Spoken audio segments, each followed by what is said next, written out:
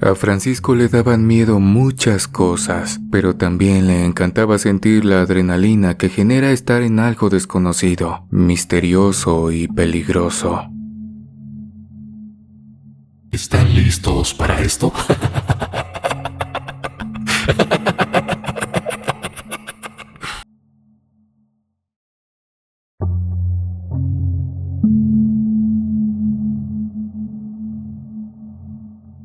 En su juventud quiso ser cineasta, pero la vida lo llevó por caminos muy diferentes. Terminó estudiando administración de empresas y eso lo recluyó en una oficina de 4x4, donde 8 de los 16 metros disponibles se hallaban ocupados por archivadores repletos de carpetas polvosas que, en el día menos esperado, le ordenarían revisar y concertar en informes resumidos. Si bien no le pagaban mal, él seguía soñando con dedicarse a algo que le permitiera vivir su vida al máximo y dejar de asfixiarse con las corbatas abstractas que debía usar. Cierto día, Paco, como le decían sus amigos más cercanos, rompió la rutina y en lugar de volver a su casa después del trabajo, decidió irse caminando hasta la parada del autobús y tomar el transporte público. La tarde pardeaba y una agradable brisa le acariciaba el rostro como un augurio positivo. Subió a una unidad limpia pero algo avejentada. Se sentó en la última fila junto a la ventana y dejó que el chofer lo acercara a su domicilio. No pretendía vivir su aventura más grande en un camión de 20 años de antigüedad. Sin embargo, esperaba que se demorara lo suficiente como para que su esposa lo riñera un rato y luego se reconciliaran en la alcoba antes de dormir.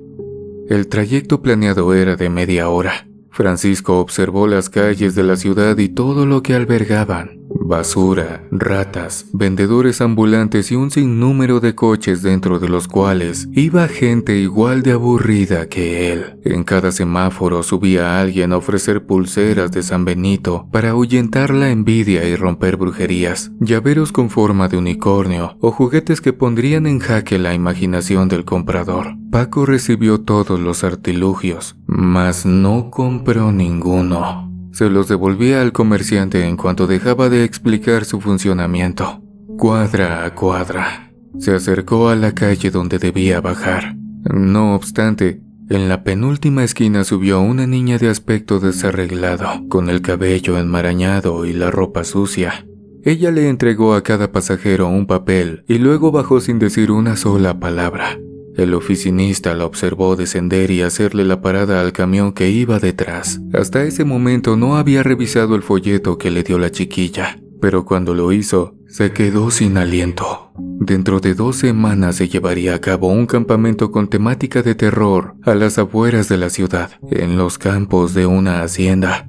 En el recuadro de papel explicaban que ya no tenían boletos disponibles, pero necesitaban fotógrafos con o sin experiencia. Se les ofrecía la entrada gratis, comida sencilla y una paga simbólica. En ese momento Francisco tuvo una revelación. Estaba por cumplir 35 años. Su trabajo era tedioso, su existencia resultaba aburrida. Sus hijos pronto entrarían a la adolescencia y lo dejarían de lado. Su vida romántica se quedó en algún rincón de los años anteriores, y aunque amaba a su esposa, lo más candente que compartían era algún encuentro de 5 minutos antes de que los chicos llegaran de la escuela, o algunas caricias por la noche en completo silencio. Eso y muchas cosas más se le apelmazaron en la mente mientras veía el volante del evento. Y más temprano que tarde, tomó una decisión. No podía ir al campamento como asistente, así que ingresaría como fotógrafo y capturaría el rostro del terror como nunca nadie lo hizo. Con el anochecer cayendo, guardó el folleto en su mochila y bajó del autobús. Su esposa lo recibió como si nada, ni siquiera preguntó por el coche. Solo lo urgió para cambiarse para cenar en familia y poderse ir a acostar. Otra noche aburrida. Después de un asqueroso día, Paco cenó. Sin embargo, la comida no le supo a nada. Al amanecer salió de su casa y volvió a tomar el autobús, ya que su vehículo seguía en el estacionamiento de la empresa. En cuanto arribó al edificio grisáceo de 10 pisos, se desplazó a la 5ª planta e inició los trámites para ausentarse 3 días, viernes, sábado y domingo. Dentro de 2 semanas, fecha en que se llevaría a cabo el campamento. Para su sorpresa, la encargada de recursos humanos le dio visto bueno, pues tenía mucho tiempo sin recibir vacaciones. Con la seguridad de que podría tomarse el fin de semana, llamó al número plasmado en el volante y se ofreció como fotógrafo. «Excelente, amigo. Ya solo nos faltabas tú», le dijo la voz femenina tras escuchar que quería participar en el staff. «Dame tu nombre, número de teléfono, correo electrónico y dirección completa». En cuanto respondió a aquellas preguntas, el emocionado administrador volvió a su escritorio y continuó con su trabajo. Se alineó a la rutina y contó cada segundo hasta que llegó un jueves, ese en el que volvería a casa antes de cumplir uno de sus más grandes anhelos: participar en una aventura que lo hiciera sentir vivo. Poco antes de la fecha, le informó a su esposa lo que planeaba hacer. Ella se horrorizó porque eso significaba una reducción en su pago quincenal, pero cuando le explicó que lo cubrirían por concepto de vacaciones, le dio un beso en la frente, lo dejó tranquilo y continuó con sus labores. Francisco, libre de objeciones, preparó una mochila con una muda de ropa y algunos artículos que consideró pertinentes, cosas de higiene personal y analgésicos.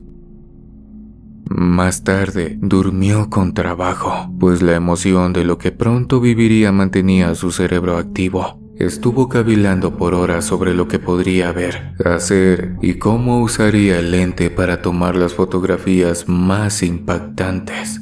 Esas que tapizarían los periódicos y revistas para el lunes.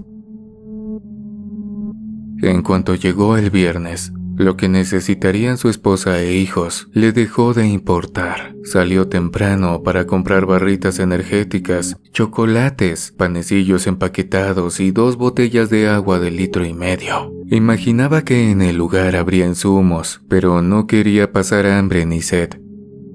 En punto de las 3, después de comer junto con su familia y explicarles a sus hijos por 5ª vez que no podían ir, debido a que el evento tenía restricción para menores de edad, Paco salió de su casa y se dirigió al domicilio que le indicaron.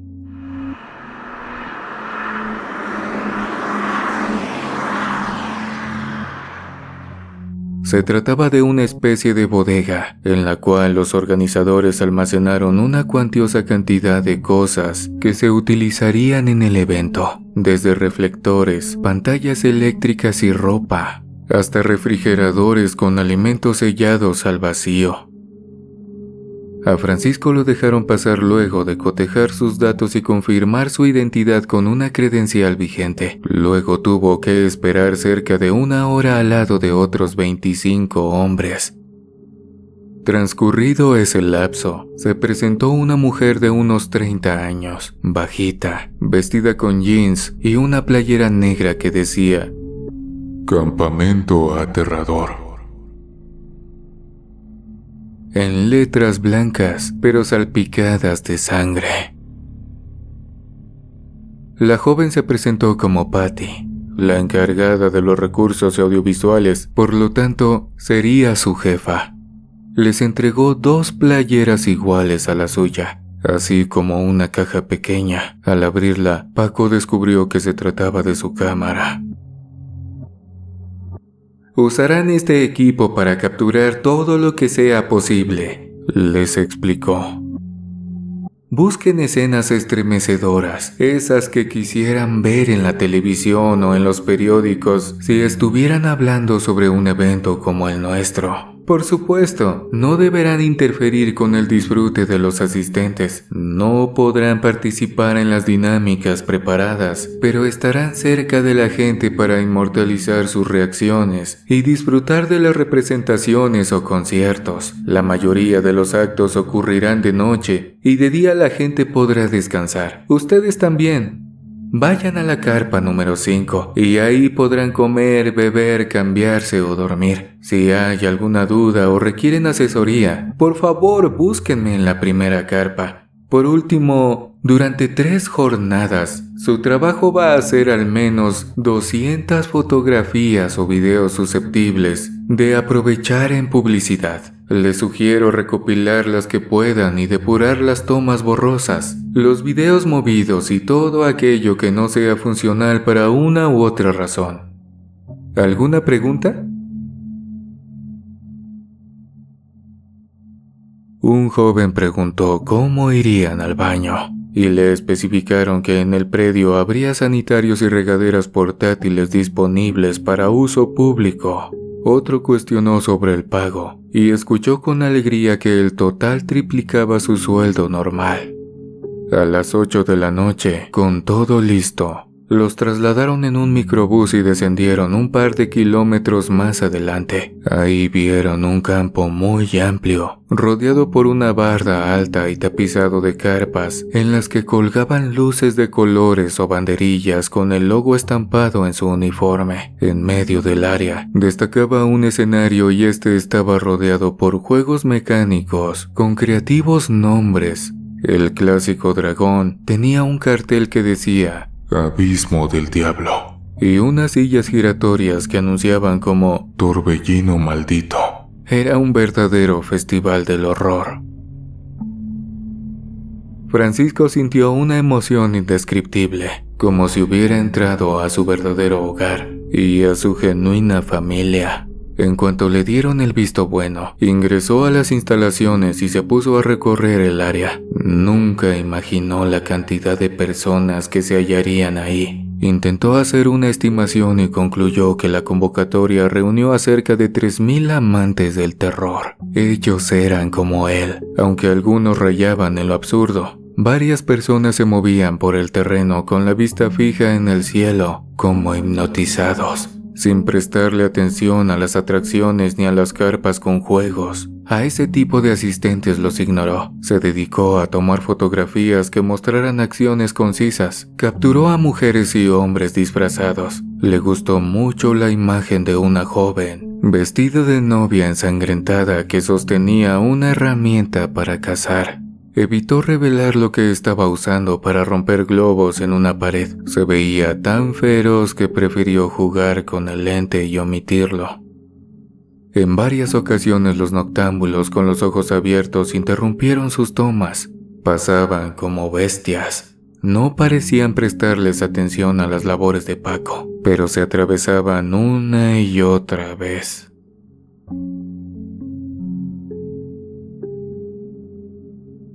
Esa noche nadie durmió. La gente jugó, los fotógrafos glorificaron sus rostros, una banda de rock ejecutó un concierto mundano a las 3 de la mañana y un ejército de zombies atacó a los somnolientos asistentes antes del amanecer. Solo escapó a la invasión un muchacho llamado Andrés, quien se ganó un paquete de mercancía conmemorativa y una placa dorada con su nombre grabado. Con la llegada del alba, los visitantes agotados por una noche llena de emociones se dirigieron a la zona oeste, donde alineaban sus casas de campaña a mitad de un bloque de copiosos árboles. Ahí se dispusieron a dormir. Algunos trabajadores del campamento volvieron a sus casas para recuperar energía. Otros llegaron para comprobar las instalaciones, reabastecer suministros o limpiar la zona.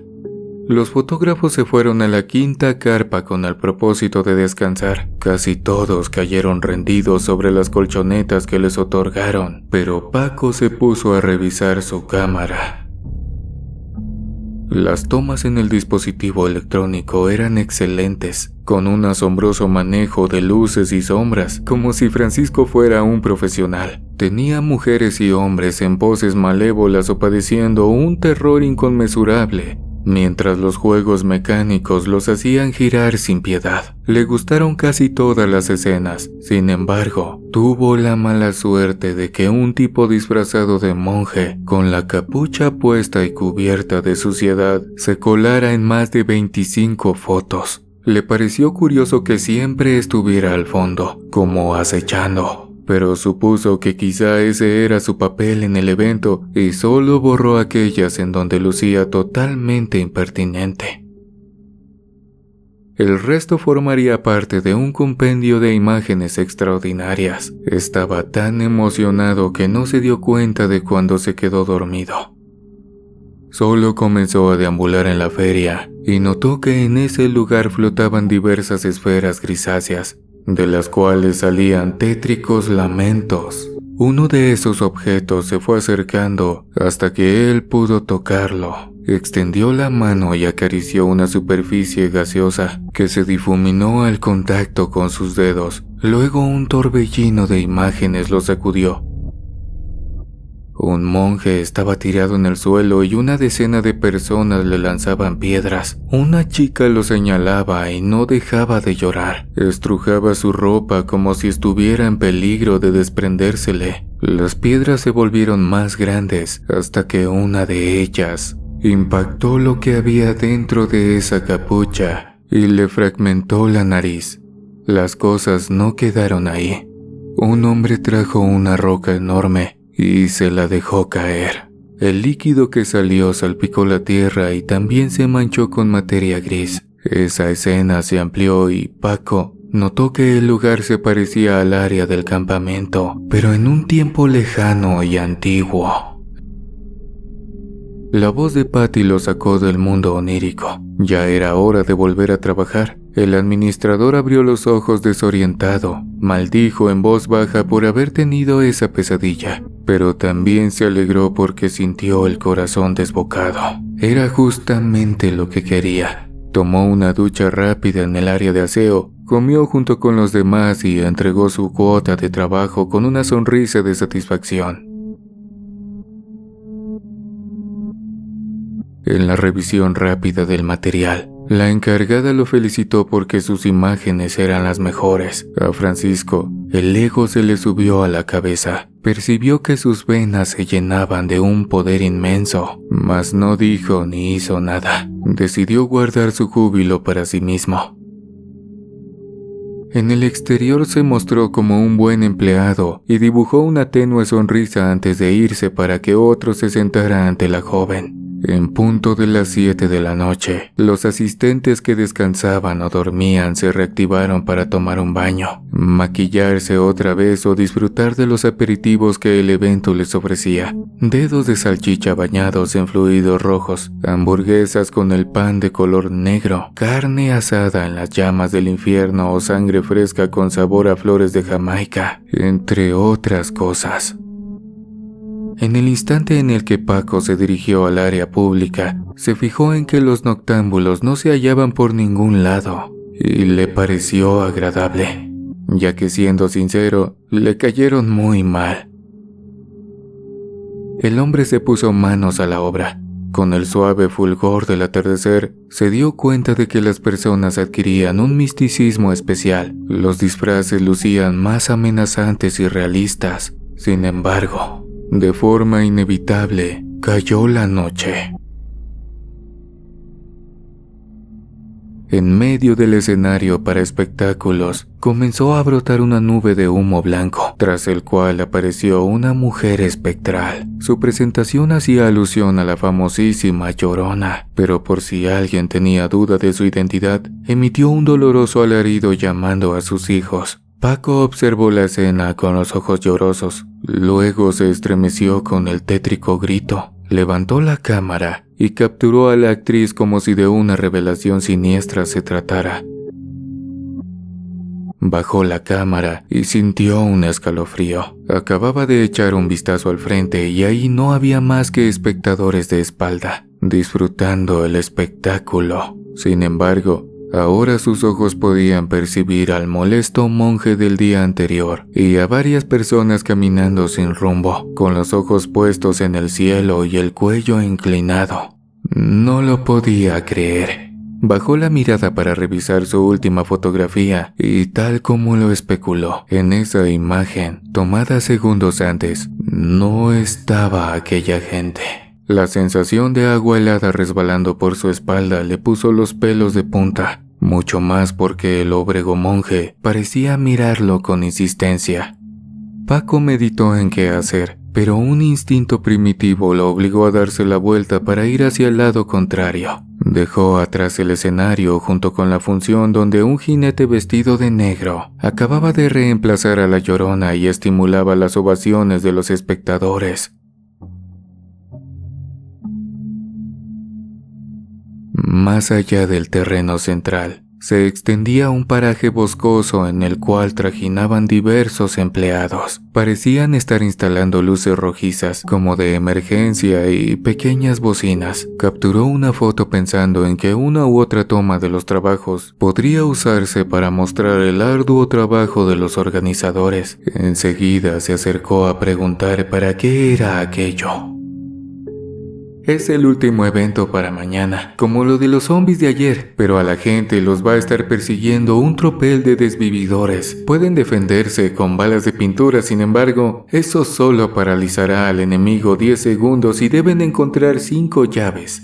El que lo logre, se gana el trofeo del campamento. Además, si el malo te pinta de rojo, estás acabado. La ventaja será que ellos llevarán cuchillos de goma y no pistolas de pintura.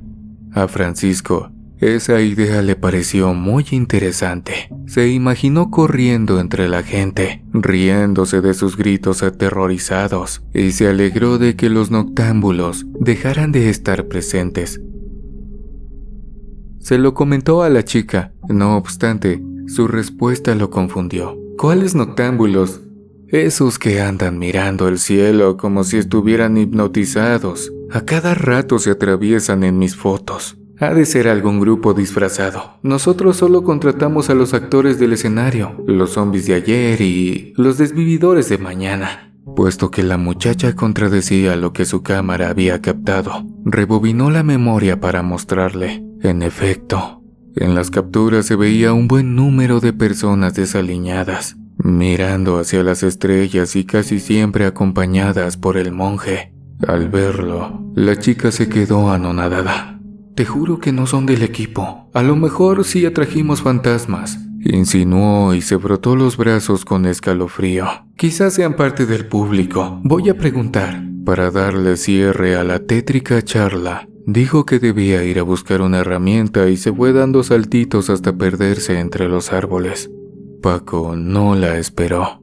Se sentía raro. Miró con más detenimiento las fotografías y detectó anomalías que antes no percibió. La gente que miraba al cielo se veía borrosa, aunque el resto de la imagen poseyera una inmensa nitidez. Además, por extraño que pareciera, en ninguna ocasión captó el rostro de aquellos personajes tan raros. Salían girados y solo se les veía una fracción de la cara, algo que era insuficiente para identificarlos. En cuanto comprendió que se enfrentaba a una situación escalofriante y desconocida, dibujó una sonrisa que rayaba en la locura. Se alegró. Por fin viviría eso que anhelaba tanto. Ya no sería un oficinista aburrido. Ahora su existencia era la más importante de todas. Solo él y su cámara eran capaces de ver un mundo siniestro, habitado por seres desconocidos y anormales. Sus venas dejaron de bombear sangre, se inundaron de una vanidad y poder enfermizos. Lo que la gente hiciera ya no le importó. Se puso el lente de la cámara frente a los ojos y comenzó a analizar su entorno. A través del cristal, fue capaz de descubrir que no solo había gente deambulando, sino también criaturas que se ocultaban entre los árboles, pero que dejaban sus colas colgando. Así que a veces, los asistentes del campamento las pisaban y creían que se trataba de ramas. Notó también que por el piso se arrastraban unos gusanos repugnantes, cuyos cuerpos secretaban una baba verdosa, misma que ya cubría los zapatos de la gente. Sin embargo, nadie era capaz de notarlo. Aunado a lo anterior, en donde estaba el escenario principal, parecía flotar una bruma negra, como si ese fuese el punto de mayor concentración energética. Ahí permanecía el monje. Al verlo, Paco no huyó. Se le quedó mirando como si quisiera grabarse la imagen en sus retinas. Aquel ente no era muy grande. Poseía una estatura promedio, quizá unos 70. Tenía un poco de sobrepeso, así que la túnica café se le abultaba en el estómago. Llevaba la capucha puesta y su cara quedaba oculta, pero la tela se veía ennegrecida. Al fotógrafo le pareció que eran rastros de sangre. En la ocasión pasada, Francisco dio media vuelta para alejarse de aquella extraña persona, pero ahora tenía curiosidad, así que dio pasos vacilantes para acercarse al escenario principal del evento y, por consiguiente, al monje.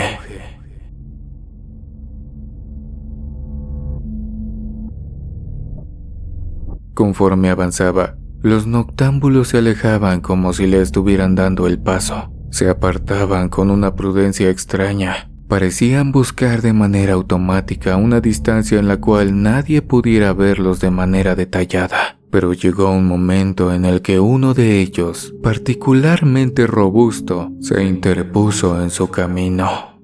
Deseó entender qué pasaba, le aseguró el fotógrafo, aunque eso no generó respuesta alguna. Bajó la cámara y únicamente observó una neblina oscura. Los espectros no se veían por ningún lado. Paco sintió que sus ojos se nublaban, como si le hubiera entrado arena bajo los párpados. Se los frotó hasta que se le inundaron de lágrimas y una cristalina gota cayó sobre su cámara. De inmediato, se llevó el aparato a la cara. A través del lente, pudo ver lo que sus pupilas no eran capaces de divisar. El enorme hombre caminó hasta posarse enfrente de él y estaba constituido por una inmensa cantidad de gusanos, los cuales se retorcían. Se comían entre sí y liberaban huevecillos que se abrían de inmediato.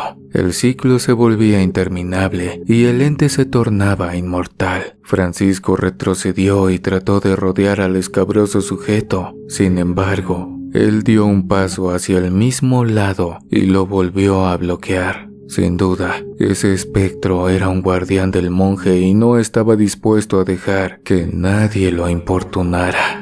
El administrador se giró como si hubiera optado por desistir. Caminó 5 pasos y luego se volteó para emprender una carrera.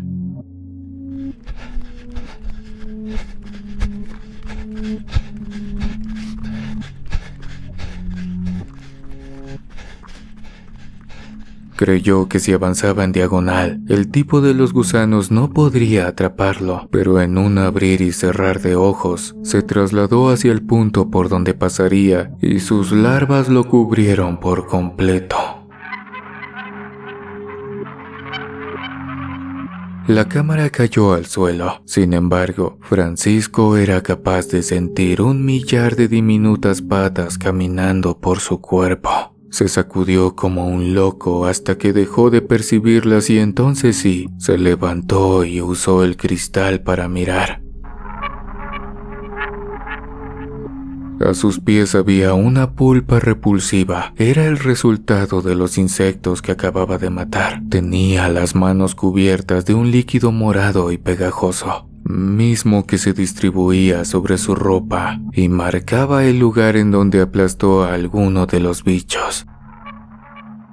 Miró a su alrededor. Ya no vio al sujeto robusto ni al monje, tampoco a los que deambulaban mirando el firmamento, pero desde ese instante no se quitó la cámara de la cara.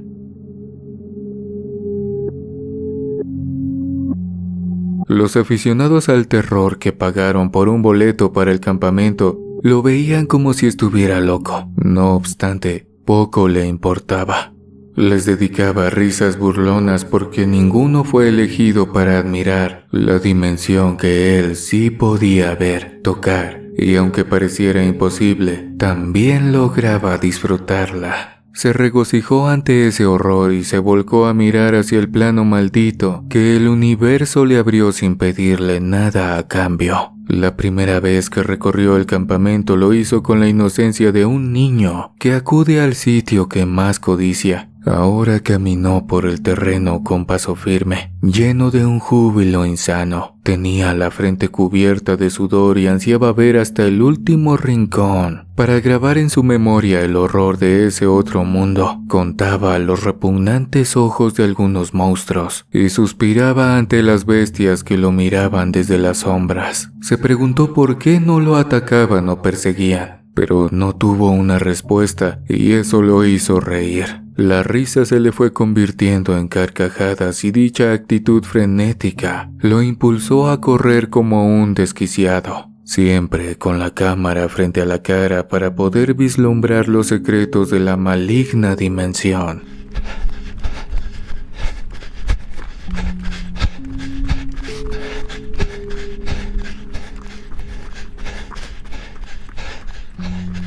Entre zancada y zancada, llegó el momento en el que tropezó y se fue directo al suelo. Su cabeza rebotó sobre una tupida capa de pasto, pero eso no evitó que perdiera la conciencia. Entre el golpe y su obsesivo deseo de explorar, se sumergió en un sueño profundo, del cual no salió, sino hasta el día siguiente. Paco abrió los ojos en la carpa de los fotógrafos. Tenía una venda en la cabeza y una jaqueca terrible. Patricia estaba a su lado, muy preocupada. Le pidió que le explicara qué pasó, y él, confiando en su buena fortuna, le contó todo. Le dijo que a través de su cámara podía ver un plano maldito, un infierno de verdad, en el que habitaban seres inmundos. Ella no le creyó. Trajo una hoja para pagarle una suma inferior a la prevista y despedirlo del evento inmediatamente. Al escuchar aquello, Francisco entró en pánico. Era imposible. Si lo echaban, sería vetado de su aventura, así que fingió haber recobrado la cordura y se disculpó usando un tono de voz suave, sumiso. Aseguró que se encontraba un poco confundido por el golpe y que ansiaba culminar de manera adecuada su participación en el campamento aterrador. Patty, a pesar de tener dudas, aceptó. El equipo de marketing necesitaba material y tras revisar la cámara por si captó la causa de su accidente, confirmó que el hombre era el mejor del equipo. Se hizo de la vista gorda, le entregó unos analgésicos y lo dejó descansar. El día transcurrió muy lento. Paco veía el reloj a cada instante y se desesperaba porque las manecillas se burlaban de su ansiedad. Quería que llegara la noche para ver más del otro mundo. Casi no pudo comer. Solo pensaba en el monje y en las criaturas. Tan obsesionado estaba que de repente le llegó a la mente un pensamiento. ¿En su pesadilla no había un religioso parecido al del campamento? Concluyó que sí. Y se preguntó qué es lo que estaba pasando. Buscó en su mente toda referencia fantasmal que tuviera y diseñó una historia retorcida en la que el espíritu del monje lo eligió para revelarle por qué seguía penando. Esa tarde muchos lo vieron sonreír como un perfecto loco. Los otros fotógrafos se alejaron de él. Claro está que no le interesaba en lo más mínimo. Dormitó unos minutos, se bañó y mordisqueó unos sándwiches. Entregó su cuota de fotos. En ellas iban diversas tomas con los noctámbulos y el monje. Los vio y sintió un escalofrío de alegría, mas no dijo nada al respecto. Si lo hacía, Patty podría despedirlo sin mediar palabras. Ya solo quedaba una noche del evento y Francisco creyó que se encontraba en el clímax de su aventura. Al caer la noche, le serían revelados todos los misterios. A lo mejor hasta sería famoso. Podría escribir el relato, las historias de terror, venderlas en un libro o hacer una película. La gente sabría cómo se llamaba y no lo ignorarían jamás. Se relamía los labios al tiempo que su cabeza contemplaba innumerables posibilidades donde lo abrazaba el éxito. Mientras pensaba de ese modo, la tarde fue transcurriendo y el sol comenzó a descender por el horizonte. A las 7 de la noche, se encendieron las luces de los puestos donde la gente jugaría para conseguir premios especiales y un tropel corrió para intentar romper sus récords antes de despedirse y volver a la vida cotidiana. cerca de las 8 de la noche. El telón del escenario principal se levantó y mostró una batería lista para que salieran a actuar. Las bandas de rock amenizarían la velada. Los asistentes se esmeraron mucho para despedir el evento por lo alto. Paco vio a novias sangrientas, fantasmas, momias, brujas, demonios y muertos vivientes que saltaban y se divertían. Pero todos ignoraban a la gente de piel grisácea que deambulaba a su alrededor y también al monje que yacía parado en medio de la multitud, mirando hacia atrás, hacia el fotógrafo. Sin comer, casi sin dormir y con un dolor pulsante en la cabeza, Francisco experimentaba una percepción alterada de su entorno. Sus oídos percibieron voces que murmuraban y una de ellas le dijo: Ven. Una felicidad inmensa se gestó en el corazón del hombre. Apretó la cámara contra su ojo y, sin querer, tomó una fotografía en la cual se veía con claridad al religioso. Le restó importancia y avanzó sabiendo que pronto las respuestas del enigma serían reveladas. El siniestro fraile le ayudó a acortar la distancia. Enseguida, levantó las manos y se retiró la capucha. Lo único que sostenía la tela era una bola de huesos rotos y cerebro revuelto. El único ojo que le quedaba estaba colgando a mitad de lo que un día fue su mejilla. Su pupila se movía rabiosa, carecía de boca, pero Paco distinguió los restos de su mandíbula y un trozo de lengua. Apenas el hombre fue consciente de cuán espantosa era la imagen que vislumbraba a través del lente fotográfico, su valentía desapareció. Retrocedió de manera vacilante. Sus piernas le pedían que se alejara, pero una fuerza sobrenatural lo detuvo. El monje se aproximó hasta que lo tuvo justo delante. En tanto la gente saltaba y gritaba para ovacionar a un grupo de rockeros que martirizaban sus instrumentos con una canción sobre brujería. Francisco aspiró el aroma de la carne putrefacta. El ente con aspecto de religioso no tenía una boca con la cual comunicarse, pero no por ello carecía de métodos para expresar lo que necesitaba decir. Levantó los brazos hasta posar sus frías manos en el cuello de Paco. Con la cámara aún frente a la cara, el fotógrafo accionó el botón de captura y se sumió en una incómoda sensación de asfixia. Creyó que iba a morir, pues sus extremidades no respondían por más que intentaba echarse a correr. Para su fortuna, en lugar de desaparecer con una muerte instantánea, se vio transportado a un paraje descolorido, lejano, como si se tratara de una visión perteneciente a siglos anteriores. Una adolescente lloraba y se restregaba la ropa. Declaraba una y otra vez que había sido el fraile. Un religioso de mediana edad yacía tirado entre la hierba y aseguraba que eso era mentira. Sin embargo, una multitud de gente enfurecida lo señalaba como el abusador. La chica seguía acusándolo y sus lágrimas estimulaban la furia de los demás. Así pues, un hombre robusto comenzó a patear al monje con una hazaña inmensa y le gritó que la vida de su hija estaba arruinada.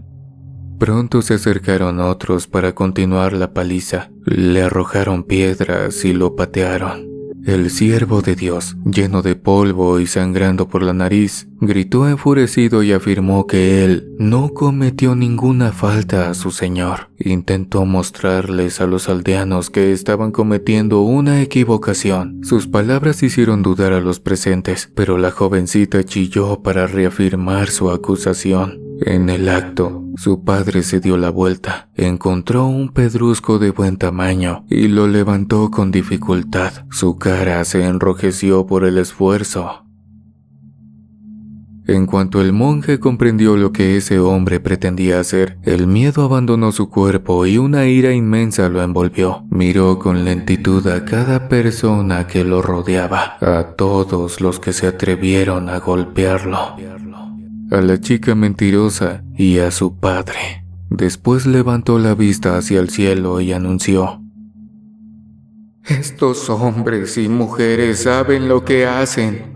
Padre mío, sus almas están podridas. No les permitas entrar a tu paraíso».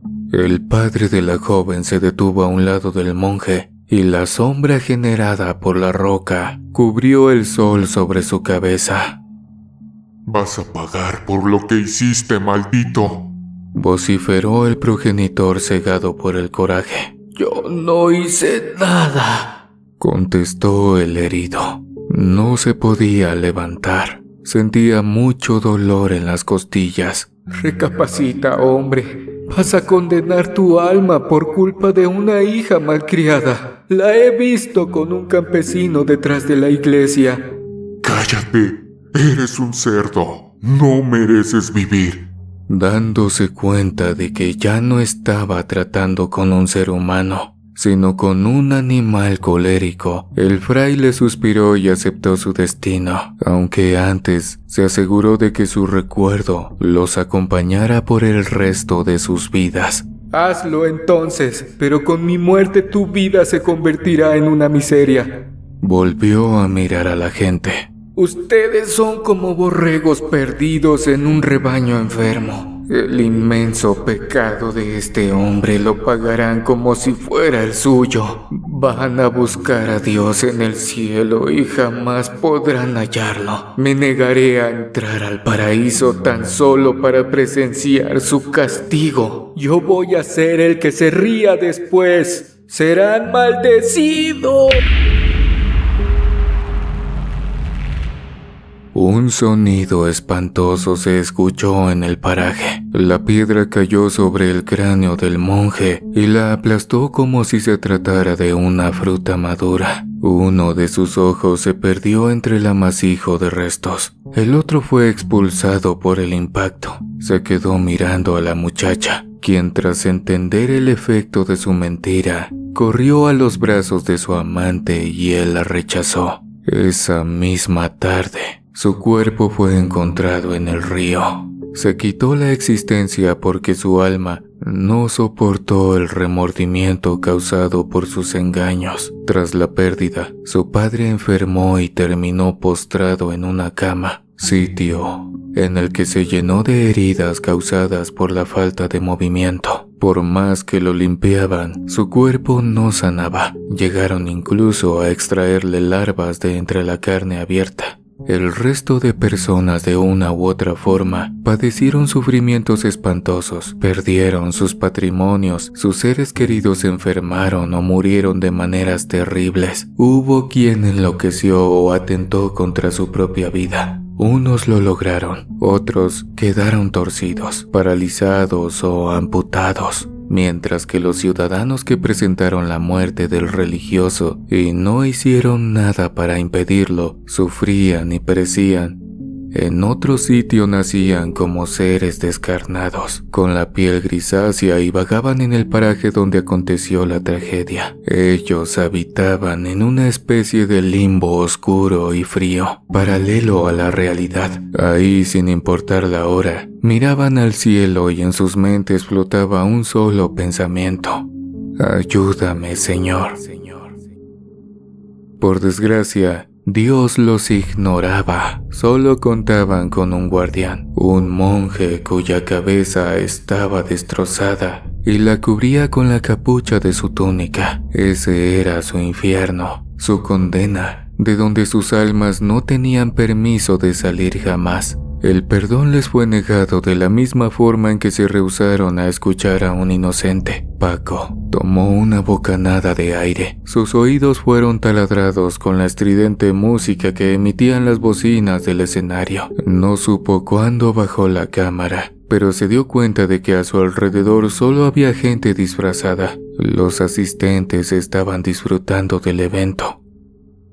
A pesar de tener el corazón agitado, fue consciente del prodigio. Acababa de entender por qué el monje y los otros estaban forzados a vagar en ese lugar. Las manos le temblaron a causa de una emoción desconocida, mitad de euforia y mitad orgullo. En su cabeza bullían miles de pensamientos. Él le revelaría al mundo lo que ocurrió ahí, limpiando la reputación del fraile. Haría colectas para levantar una estatua en su honor e investigaría a fin de que todos supieran su verdadera historia de terror. Al percatarse de que llevaba un rato cavilando, levantó la cámara y se puso el lente frente al ojo derecho. El monje, con su nauseabunda cabeza, seguía parado frente a él. Lo estaba esperando. «Les diré a todos», susurró Francisco. «Sabrán que te desvivieron sin razón». El religioso inclinó el cuerpo como si aquello no fuera relevante en lo más mínimo. Levantó un brazo y Paco se giró para seguir la dirección. De entre los árboles salió una incontable cantidad de espíritus que, de repente, bajaron la mirada y la fijaron en el fotógrafo. Luego marcharon en turba hacia él. El hombre sintió un escalofrío y echó a correr hacia donde se realizaría el último juego del campamento. De manera simultánea, la banda de rock emitió los últimos acordes y Patty tomó el micrófono para darle banderazo a la cacería. El primero que consiga 5 llaves será el ganador del primer campamento aterrador. Los desvividores y sus cuchillos de plástico cruzaron el telón y saltaron desde el escenario para aniquilar a todo el que se les pusiera enfrente. Mancharon de rojo a decenas de personas y cuando ya no tuvieron espectadores cerca a quienes descalificar, corrieron hacia la zona boscosa para terminar su trabajo e impedir que alguien se hiciera con el trofeo del vencedor. La muchedumbre huía de los hombres disfrazados, gritaba y sonreía. Pasaban al lado de Francisco, un fotógrafo que mantenía la cámara frente a su cara y volteaba a cada instante. El hombre que pasaba los días recluido en una oficina mostraba una mueca de espanto que se agudizaba cada vez que miraba a sus espaldas y constataba que los noctámbulos ya no se movían con lentitud, sino que avanzaban a paso frenético e iban por él. ¿Por qué? Cuestionó en su mente. Yo solo quería vivir algo emocionante, disfrutar. No he dañado a nadie. No obtuvo respuesta. Sus perseguidores no se cansaban, pero a él las piernas le picaban y percibía el amenazante pinchazo de un calambre. Podría aguantar unos 5 minutos corriendo. Más tiempo le sería imposible. Sin embargo, se le ocurrió una idea. ¿No se supone que los fantasmas permanecen atados a un área específica? Si salía del campamento, estaría a salvo.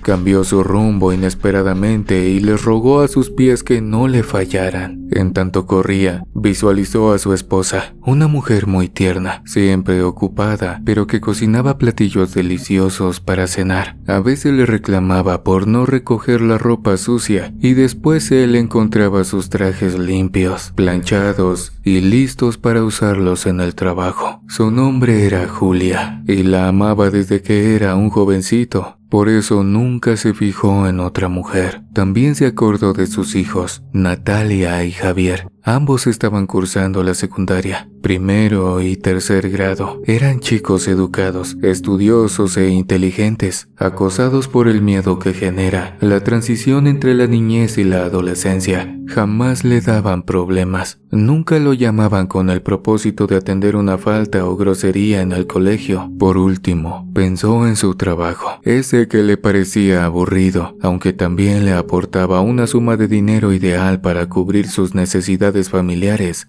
Su jefe era un hombre amable, le pagaba con puntualidad. ¿Cuál era el problema con su vida? Estaba obsesionado con algo que creía necesitar y descubrió la falsedad de ese anhelo demasiado tarde. A Francisco le costó mucho alcanzar la entrada del campamento. No obstante, en cuanto la vio, se sintió aliviado. Lamentablemente chocó con alguien que salió de la nada y cayó al suelo. Las manos se le escocieron debido a la gravilla que se incrustó y las rodillas se le pusieron calientes por la sangre que emanó de los raspones. Al levantar la vista, vio al monje. Ya no necesitaba la cámara. La protuberancia que representaba a su boca estaba levantada, como si sonriera. Los espectros lo alcanzaron en menos de 30 segundos. Unos le sujetaron las piernas, otros los brazos, y el resto se aferró donde pudo. Lo único que podía sentir el hombre era dolor. Soltó la cámara que aún sujetaba y ésta se apagó al tocar el piso. Sus circuitos colapsaron y aniquilaron la posibilidad de saber si la maldición estaba en su lente o la generó el deseo de su usuario. Chilló Paco con todas sus fuerzas. Yo no hice nada. Yo tampoco. Le respondió el monje con una voz distorsionada y añadió unas estridentes carcajadas.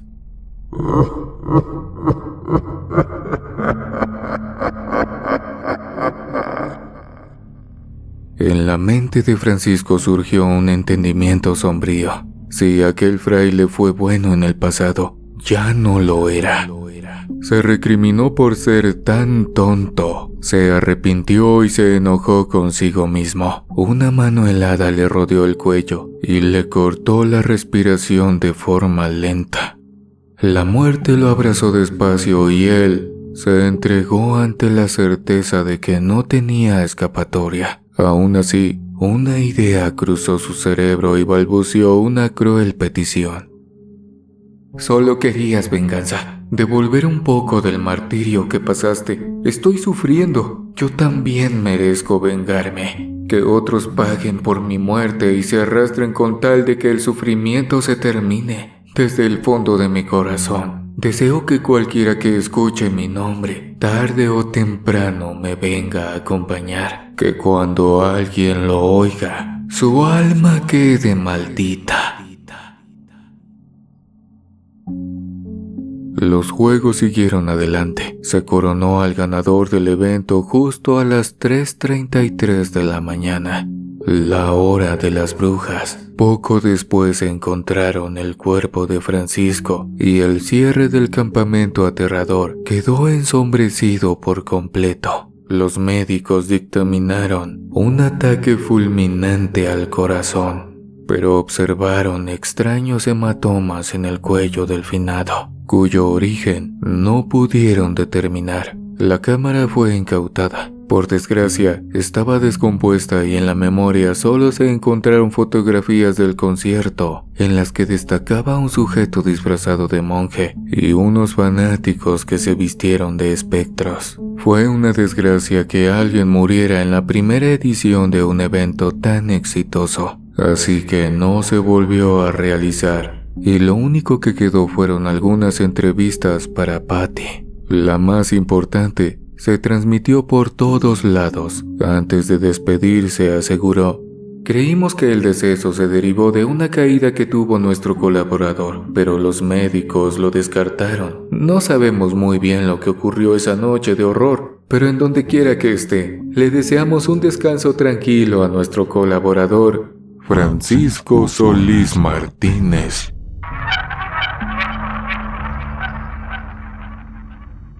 El nombre fue escuchado por millones. El siguiente paso sería comprobar las cosas terribles que les pasarán a todos aquellos que escucharon su nombre.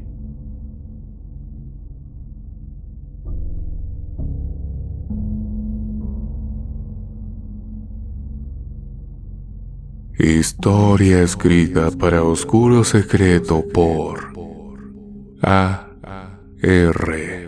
García.